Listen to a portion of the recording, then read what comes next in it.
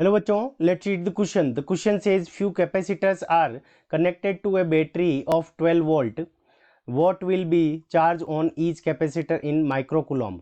Option A 20 and 14, option B 12 and 20, option C 20 and 20, option D 12 and 12.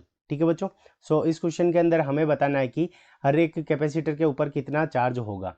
सो इस question को करने के लिए हमारा जो की कंसेप्ट होगा, की कंसेप्ट के अंदर हमारा क्या कंसेप्ट हो जाएगा कि जो हमारा कैपेसिटर होता है उसके ऊपर जो चार्ज होता है तो Q इज इक्वल्स टू वो हमारा क्या होता है C multiplied by V. So C V के इक्वल होता है और हमारा जो कैपेसिटर सीरीज़ के अंदर होते हैं तो उस कंडीशन के अंदर 1/C उनका जो इक्विलेंट होता है 1/C बराबर क्या होता है 1/C1 plus 1/C2 plus 1/3 1/C3 dash dash dash, यानी जितने भी सीरीज़ के अंदर जुड़े हुए हैं वो सारे क्या हो जाते हैं 1/के अंदर इस तरह से जुड़ जाते हैं. तो अब देखो, सबसे पहले ये हमारे 5 माइक्रोफेरेड के जो तीनों कैपेसिटर हैं वो हमारे क्या जुड़े हुए हैं, सीरीज़ के अंदर जुड़े हुए हैं. तो इनका जो C इक्विलेंट होगा, सो C इक्विलेंट, तो C equivalent is equals to, तो 1/C equivalent is equals to क्या हो जाएगा 1/5 प्लस 1/5 प्लस 1/5. तो यहाँ से हमारे पास में जो C इक्विलेंट की वैल्यू आ जाएगी वो हमारी कितनी आ जाएगी, तो 1/C equivalent is equals to, तो यहाँ पे हम क्या ले लेंगे एलसीएम ले लेंगे. तो एलसीएम हमारा कितना आ जाएगा 5 1 प्लस 1 प्लस 1, तो यहाँ से हमारे पास में 3/5 आ जाएगा 1/C इक्विलेंट की वैल्यू.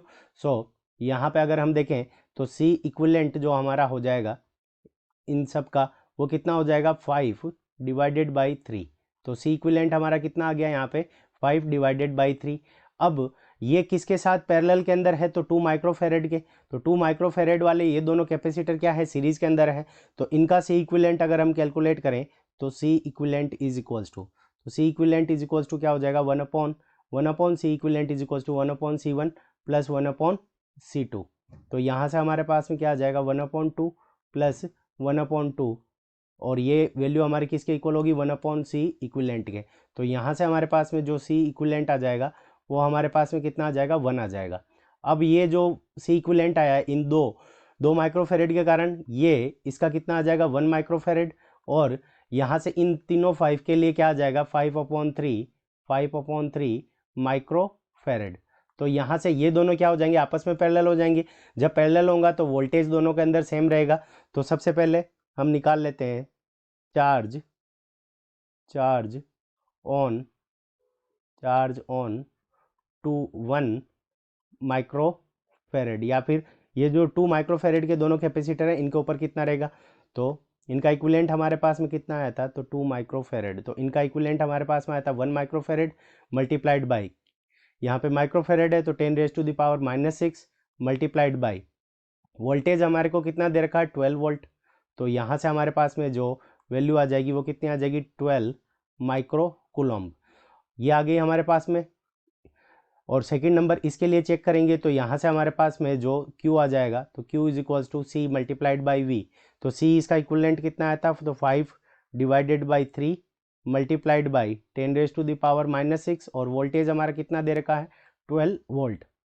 तो यहाँ से इसको कैंसिल करेंगे तो यहाँ पे आ जाएगा 5 को 4 से मल्टीप्लाई करेंगे तो 20 और 10⁻⁻⁶ तो 20 माइक्रोकूलम्ब, यानी जो हमारा 5 माइक्रोफेरेड के कैपेसिटर हैं उनके ऊपर चार्ज होगा 20 माइक्रोकूलम्ब, और 2 माइक्रोफेरेड के जो कैपेसिटर हैं उनके ऊपर जो चार्ज होगा वो 12 माइक्रोकूलम्ब. तो 12 और 20 हमारा करेक्ट आंसर है, जो कि हमें कौन से ऑप्शन के अंदर गिवन है, ऑप्शन बी के अंदर गिवन है. So option B is the correct answer of this question. I hope you understood it well. Best of luck. Thank you.